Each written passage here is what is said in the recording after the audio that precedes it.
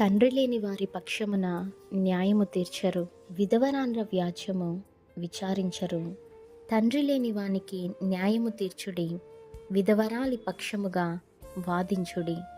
యెషయా గ్రంథము 1వ అధ్యాయము 17వ వచనము. మరి ఎంతమంది తల్లిదండ్రులు లేని బిడ్డల్ని ఆదరిస్తూ ఉన్నారు? ఎంతవరకు వారికి న్యాయం తీర్చేవారిగా ఉన్నారు? అలాగే విధవరాండ్రకు ఎంతమంది వ్యాజ్యమాడేవారిగా ఉన్నారు, సహాయం చేసేవారిగా ఉన్నారు? లేఖనము సెలవిస్తూ ఉంది, తండ్రి లేని వానికి న్యాయం తీర్చుడి, విధవరాలి పక్షముగా వాదించుడి.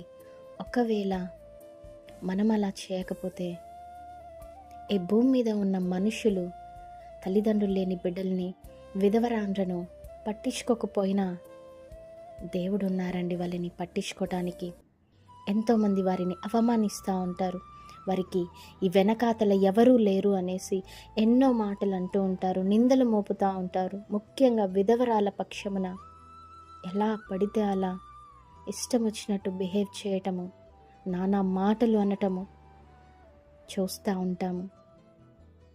మనం అలా ఉండకూడదు.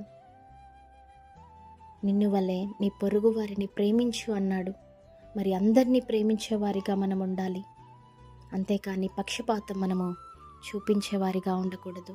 ఈ వీడియో చూస్తున్న మీలో మరి ఎంతమంది తల్లిదండ్రులు లేక ఉన్నారో, భర్త భార్య లేకుండా ఉండి ఉన్నారో, వారి కోసం నేను ఒకటే చెప్పదలుచుకున్నాను. మనుషులు మీ పక్షమున వ్యాజ్యం ఆడకపోయినప్పటికీ, న్యాయం తీర్చకపోయినప్పటికీ దేవుడు మీ పట్ల ఉన్నారండి. ఆయన మిమ్ములను అనాథలుగా మిగల్చడు, మీ దగ్గరికి తప్పక వస్తాడు. ప్రార్థించండి, దేవుని సహాయం తప్పకుండా కోరండి. మీ పక్షమున ఆయనే యుద్ధం చేస్తాడు. ఎందుకంటే యెహోవాయే మీ పక్షమున వ్యాజ్యమాడువాడు, న్యాయం తీర్చేవాడు. ఆమేన్. Praise the lord.